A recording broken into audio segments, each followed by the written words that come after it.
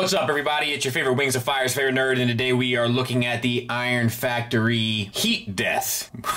This is a wild name. Like, can you imagine? Like, dude, who are you with? Dude, me, Derek, Heat Death, just hanging out. I say Wings of Fire, my kids are super into those books. I don't know if you guys have young kids, but it seems like to be like a thing. At least they're reading, I suppose. Those dragons seem very non-threatening, though. But this dragon doesn't. He seems like he might be threatening. This is all known to me from Robert D., of course, our Iron Factory specialist and third-party Legends collector extraordinaire, and he allowed me the opportunity to take a look at this, so I'm going to allow you the opportunity to take a look at this. But first, we're going to take a look at accessories, of which he has very few. Left and right open hands, posing hands, whatever you want to call them, and left and right relaxed hands. Those are in addition to the two fist hands that you saw in the opening footage.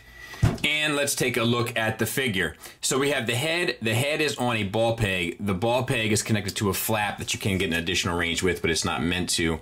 You can get the head up to there, down to there, really tight swivel, and a little bit of confused dog look. The face is actually really well done. Painted silver, good expression, red eyes, the gold, and the silver accents on the side. Then we have the shoulders. The shoulders are on a ball peg, which is interesting. And then that black hinge, but you don't really get anything out of that. The shoulder here, you get up to a little less than 90 degrees. Then you have this additional piece of armor that's on a ball peg that you can kind of adjust or get out of your way as need be, especially to utilize your double jointed elbow and your bicep swivel, so you can kind of move it to the side and move the armor out of the way in order to do so. All of that works nice. And then we have a wrist swivel. We also have some metallic paint here on the shoulder and some little details painted on there and there. All right. Moving on, we have the same on the other side, except we have more details, right? We have all the gold details, two shades of silver here. Articulation-wise, it's the same, but you do get this head, so to speak, that will go up and down, and the jaw will open, so you can kind of use that to your posing. And then we have the paint on the side of the fins of the dragon head, too. So a lot more deco on this side, which kind of gives it a more interesting look overall. All right, we have a waist swivel. And I wasn't sure if we had an ab crunch here, but it doesn't appear so. We do have a waist swivel. You can move the wings and stuff to get out of your way, as well as these armor pieces here, which hinge and are on ball pegs, so you can kind of get them well out of the way. Same with the tail. There is a lot of like stuff hanging off of this guy. You know, these two things, the wings, which are really dynamic. You have a hinge here. It's translucent plastic, so use caution, but they all hinge off of here, and then this piece hinges as well. So there's a lot you can do there. And then you have all sorts of deco on them too. Two shades of silver, the gold, the translucent plastic. This piece came off, and that looks like it was glued at one point, and the glue wore off, is what it looks like to me. So that's not great. Okay, moving on to the hips. They're T-jointed ball joints. You can get out to pretty much the full Van Damme and the full Monty. We have a thigh swivel at a cut joint, which is a little redundant, but because you could have got it enough probably at the ball peg, but you know, if it's more articulation, we'll take it, right? And then we have a single hinge knee that gets you about 90 degrees. The gold, silver accents, metallic red accents, all of that works well. And then we have the ankles. You get a slight ankle tilt down, a slight ankle tilt up, and a little bit of a rocker, and then the metallic paint details there. So, you know, anytime you have a design like this, what happens is a lot of it tends to get in the way. And kind of affects the fun of the figure, and I would say that this is no exception, but because of the wings and everything, it certainly has a presence. It's just sort of, you know, is the risk worth the reward kind of thing in regard to, you know, what you have to kind of sacrifice in order to pull it off. Size comparison wise, there he is kind of with the Legends of yesterday that we always use as a comparison. It's kind of our Tiger Tracks of Legends figures, the Iron Factory Blaster and then the Stunnicon one. And there he is next to Tarn. So he's a big guy.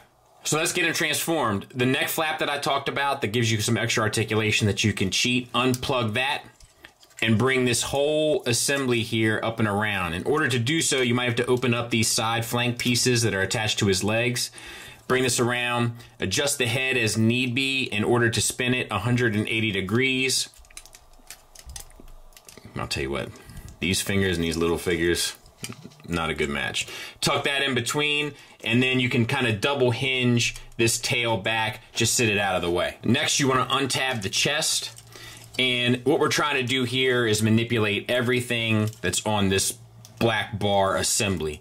So bring those two pieces down and straighten them out, because you need the one to tuck up underneath and the other one to swing around to the front. There are a series of hinges and swivels and everything else that you'll need in order to kind of get the job done.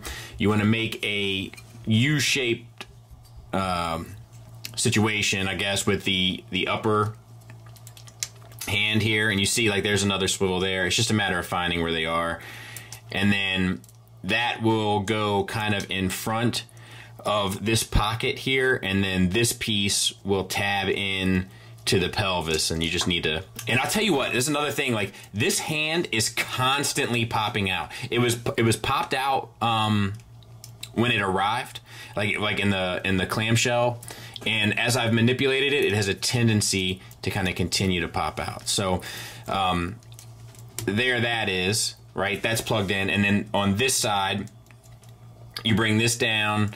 I'm not exactly sure where this piece might cover down. We'll leave that out of the way for now. This brings up, and then you just sort out all your dragon bits, take the dragon head and cover up on the hand, and I think that it might be best to have the hand upside down like that. Like it might make a little bit of a clearer kind of dragon view. Then we have to worry about these two flaps here. Bring them down and around. They're on a ball peg and a hinge, and then these two pieces separate. And then just maneuver them around all of the other working pieces so that they come back around on top behind the kind of wings, and just it's just a lot to work around, but it's not a big deal. It's just a little tricky to show it all because like everything wants to block it, but it's these two pieces, right? And you're trying to get this one up and around so that they will meet on the back part and kind of clean up that whole area, and then there's a long tab for them to sort of stick in together, so to speak. Then we have another flap here. We're gonna bring that down, get your wings and stuff out of the way the best you can, bring the leg of the dragon up, and it's this tab here and that groove or flap for it. And we'll do the same on this side. I wonder if I gotta have this spun. And this one, bring this dragon leg up and around.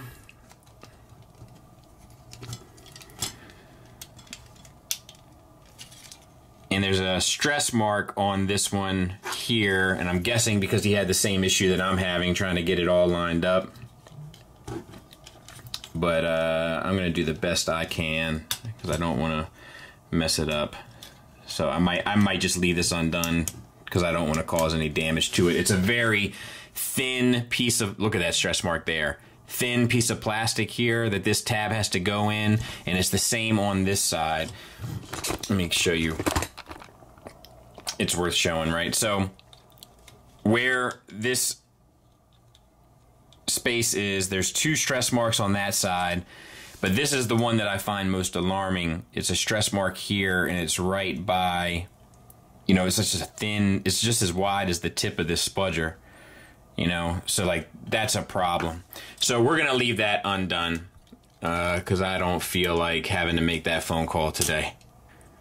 I don't know, man. You know, I'm an Iron Factory fan, but this one is not my favorite. So bring that down, and then theoretically this would all stick in together, but that's what you're looking at. So I sat here and messed with it for about 10 minutes and got it to line up, but I'll tell you, it's not great. And I can't get this one lined up, and it's just a matter of getting everything perfectly in line and in kind of tune. But yeah, not splendid. Not a splendid experience to try to get this all worked out. And the stress marks, look at that. It's not good. All right, so now we got to sort the legs out. We had to operate on this double hinge that's up in the hip, in order to kind of get that in the right position, and then just bend the knees and stuff around to get the desired kind of pose. So we'll show that one more time. Get your wings out of your way. It's right there. It's not a big deal. Easy peasy, lemon squeezy, so to speak. And then you can take your tail, bring that down. That will tab into this bottom section. I'll get it cleaned up and we'll take a look at it. Yeah, man, IDK about this one. IDK.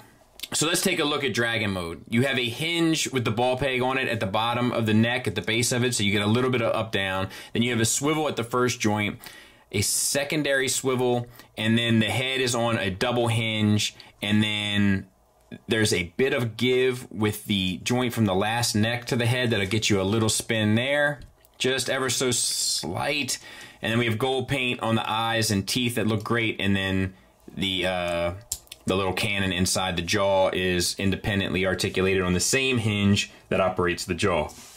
So, no issues really. Then you have the dragon arm. It's on a ball peg that plugs into the side. A swivel for the bicep swivel, basically. Then you have a single hinged elbow that gets you the full range. Come down to a ball peg on the hand so you'll get up, down, and a rocker. So no issues there. Same for the other side. The legs work the exact same in dragon mode as they do in robot mode, with the exception of that secondary hinge now that gets you out to the side. Same kind of limited ankle rocker, but it does have one. So all of that works well as well. And you still have the swivel intact, so no issues there. The wings, as you can see, are fully, we've talked about them before, but just so you can see it in dragon mode, fully articulated. You'll be able to flap and hinge and all that kind of stuff every way you want it in order to get to the desired effect. So perfectly executed there. And then the tail has a series of ball pegs, so you can get up, down, all the way around with the clowns from out of town. You know what I mean? So we'll show him right there, but we're not going to show him alone because we have to show him with Tiger Tracks. That's how we roll. Final thoughts wise, we'll start with the negatives. For one, that one hand, it might be a shallow port or something, but it's always popping out. So I'm not crazy about that one bit. For two, all the stuff that has to plug in underneath the chest has to be lined up just right, and there's a number of moving parts, and honestly, the one part that has to plug into the pelvis piece is what's gonna lock up the waist swivel, so it's like, why did we do this? And it's just extra armor on the arm, so I don't get that either. The robot mode is fine, but it's kind of wonky, moving all the stuff around, all the flaps and panels that have to come down and cover down in order to make it work in dragon mode, but it doesn't always work because everything's got to be lined up just right. So that's not my favorite either. And, to be fair, little light on accessories. Little light on accessories. And it's expensive. And we have stress marks. I don't know, man. This isn't what I expect from Iron Factory. I am, honestly, I would be lying if I didn't say that I was disappointed.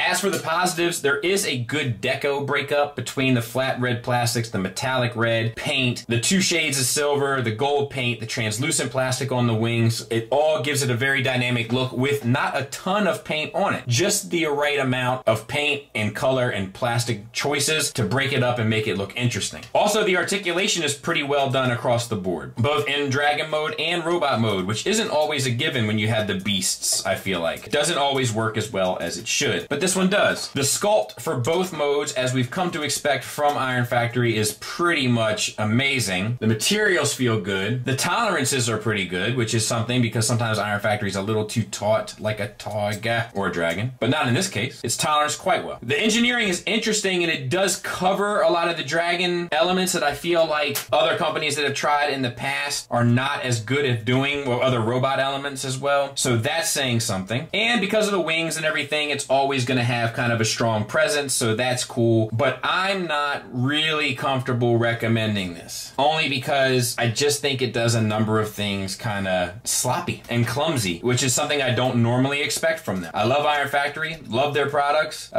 This one is certainly not my favorite, but it does have a number of things that go for it aesthetically. So if you're really into this character and you like the way he looks and you're kind of going to pose him and be done, I think that you'll be satisfied. There's just a number of things here that I feel like they could have sort of made a bit smoother and more enticing. But I still think in the same breath that you can make an argument that they've pulled it off better than Perfect Effect did. So, I mean, you know what I mean? Like, that's saying something, or at least elements of it, And maybe if it didn't have the stress marks, I would give it a stronger recommend, but I'm just not comfortable putting my stamp of approval on it when it seems to have some kind of seriously flawed components in regard to the integrity, the structural integrity of it. But it certainly is far from terrible in the same breath. with. I hope that makes sense. Anyway, hope your week's going well. Thanks for listening. Thanks for watching. Until next time, take care.